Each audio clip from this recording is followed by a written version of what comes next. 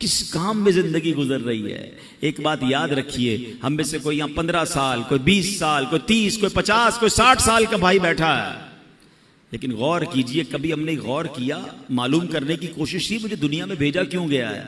हर चीज के बनाने का एक रीजन है ना। आपके कईयों के सर पे टोपी है, टोपी क्यों बनाई? सर को ढांपने के लिए। लिबास है, क्यों बना? कपड़े पहनने के लिए। घड़ी है, क्यों है? टाइम बताने के लिए। कलम है, क्यों बनाई? लिखने के लिए। अशरफुल मखलूकात बना दिया रब ने, किस लिए?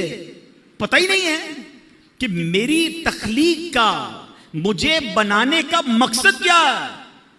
और एक और सवाल मैं करना चाहूंगा, आपके जेब में कलम होती है, जब तक लिखती है कहां रहती है? जेब में, सीने के साथ। लिखना बंद कर दे, खत्म कर दे, फिर कहां जाती है? डस्टबिन में। मकसद खत्म हो गया ना, अब इस पेन का हासिल कोई नहीं है। अगर मैं और आप मकसद के मुताबिक जिंदगी नहीं गुजार रहे तो फिर कहां जाएंगे? हैं? गौर कीजिए ना, एक तरफ तो अशरफुल मखलूकात में कहा जा रहा है, मगर यही बंदा जिस मकसद के लिए इसे बनाया गया, अव्वल तो कईयों को मकसद ही नहीं पता, और अगर मालूम है तो क्या जिंदगी उस मकसद के तहत गुजर रही है? अब मौलाना जलालुद्दीन रूमी बहुत मशहूर सूफी बुजुर्ग हैं, फरमाते हैं अगर तुम्हें बादशाह किसी खास काम के लिए भेजे, हैं? चले आज की जबान में कह दूं कि आपका कोई सेठ है, बॉस है, कहीं आप जॉब करते हैं, ठीक है ना, आपका अफसर है, आपको कहे खास काम है, फला काम करके आओ।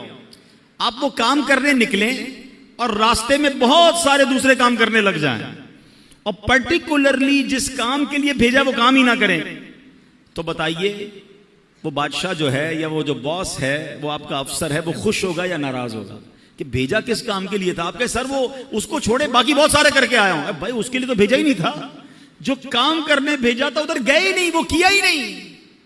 अल्लाह अकबर। यानी अल्लाह ने मुझे और आपको अपनी इबादत के लिए बनाया है।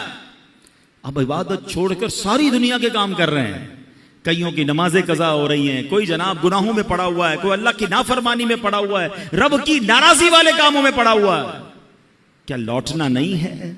क्या अल्लाह की बारगाह में जाना नहीं है? कुछ मकसदे हयात जरूरी है दोस्तों, कहना ये दिल की बात जरूरी है दोस्तों। जो फिक्रे आखिरत में गुजारी वो मुकम्मल, वरना तो ये हयात अधूरी है दोस्तों।